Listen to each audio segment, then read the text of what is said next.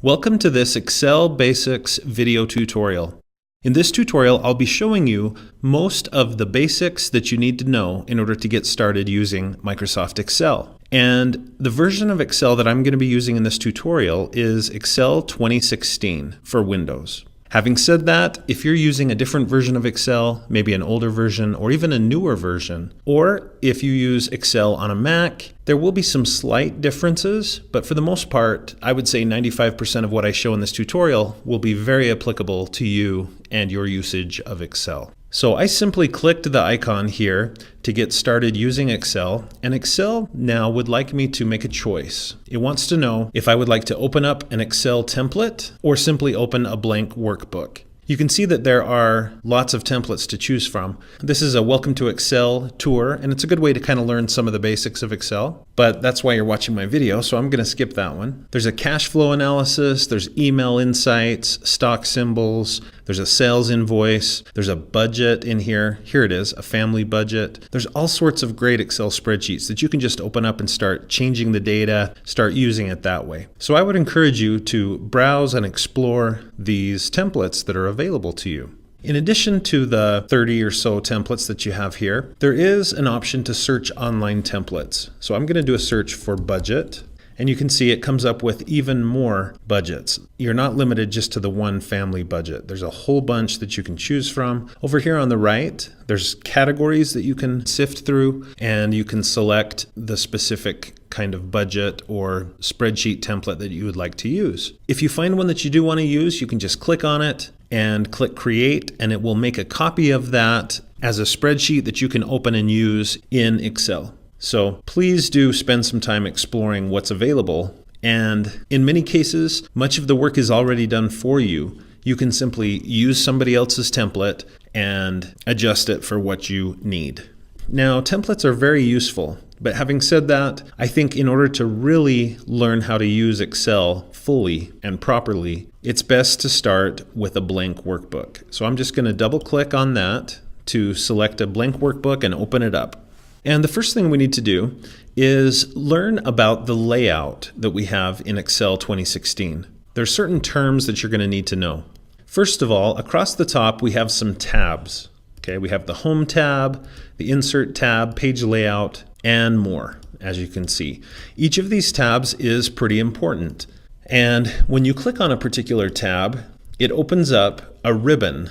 Okay, this is the ribbon for the Home tab. If I click the Page Layout tab, I get the Page Layout ribbon. Now each ribbon is divided up into groups. So you can see I have a Themes group, I have a Page Setup group, a Scale to Fit group, and these are all on the Page Layout ribbon. And I get to that ribbon by clicking on the Page Layout tab. So those are some important terms that you'll need to know. Tab, ribbon, group. And you'll notice in the corner of some of these groups, there's what I like to call a launch button. Okay, so the Scale to Fit group has a little launch button in the corner. The Sheet Options group has a launch button in the corner.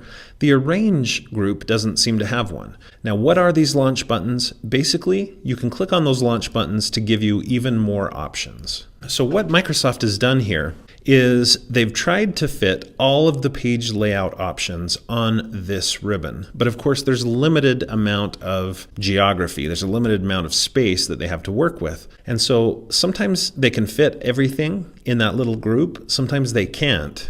And if they can't, there's a launch button that you can click to get even more. So that's why some have a launch button, some don't. Okay, I think it's important to start with that terminology because I'm going to be using it throughout this tutorial. All right, a couple of other layout terms that you're going to need to know. In the spreadsheet itself, this is the spreadsheet, and spreadsheets are made up of columns and rows.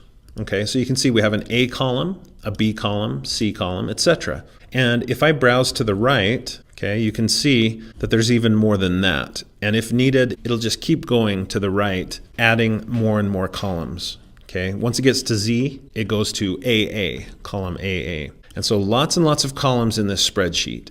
Now, what about rows? I have row number 1, row number 2, row number 3. Okay, so spreadsheets are made up of columns and rows. Now the intersection of a column and a row is what produces a cell. So this is a cell. And every cell in Excel has a name. Okay, this particular cell is named C2. And you can imagine how I got that name. It's just the intersection of the column and the row. This particular cell here has a name. It's M9. And this is I16. Now, that may seem obvious and unimportant, but it's actually very exciting and powerful that every cell in Excel has a name. Because it has a name, you can describe it, and you can have Excel do certain things with the content in each cell. We'll get to that a little bit later. All right, now in addition to columns, rows, and cells, there's another part of a spreadsheet that you need to know about. That is a range. Okay. Now a range is a group of cells that are together. A range could be this, it could be this, it could be this, it could be any number of things. It's basically a group of cells that are next to each other, that are together. And guess what? Ranges can also be named, just like cells can. So just like this is named L7, I can also name this. Okay, now the way you name a range is you start in the upper left and you name the cell in the upper left. So this is L7, and then you say the word through. So L7 through, and then you say the name of the cell in the lower right, N12. So L7 through N12, that is the name of this range. Now, in the back of your mind, just tuck this piece of information. The way you would write the name of this range is you would write L7 through. The symbol for through is a colon, and then you would put N12. So that is how you would write the name of the range that you see here. Okay, I'm going to tap Escape to get out of that because I don't really want to type that in the cell. So that was some background information that you're going to need in order to really use Excel properly. Now that we've talked about the layout of the ribbon and the tabs and the groups and things, and also the spreadsheet itself with the columns, the rows, the cells, and the ranges, and actually I should add a couple more, you can see that this is all on a sheet, sheet 1. And I can add a sheet 2, sheet 3, etc. Each of these sheets added together is what creates a workbook. So sheets or worksheets add up to a workbook. Okay, so now that we've got all of that as a foundation for our Excel use, let's now start actually creating and working on an Excel spreadsheet. Now to make this a little bit more interesting for you to look at, I'm going to zoom in a little bit. So I'm going to use this slider in the lower right corner, and I'll just click and drag to zoom in on my spreadsheet. Okay, so that should be a little bit easier for you to see. And now I'm going to click on A1 and enter some data in this A1 cell. And just as an example, let's say I want to use Excel to create an inventory of my movie collection. Okay, now this could be anything. If you're a teacher, maybe this is the supplies that you have that you loan out to the students, or if you're a secretary at a school, let's say you're in charge of keeping track of the supplies at the school, whatever it might be. But let's say I want to do an inventory of the movies that I own. First thing I want to do is maybe put a little title in there. So I'm going to type in A1 and I'll type movie inventory. And you'll notice that my text is bigger than the cell itself. It goes too far to the right. But you know what? Don't worry about that. Just hit enter or return on the keyboard, and I've successfully entered my first data into this spreadsheet.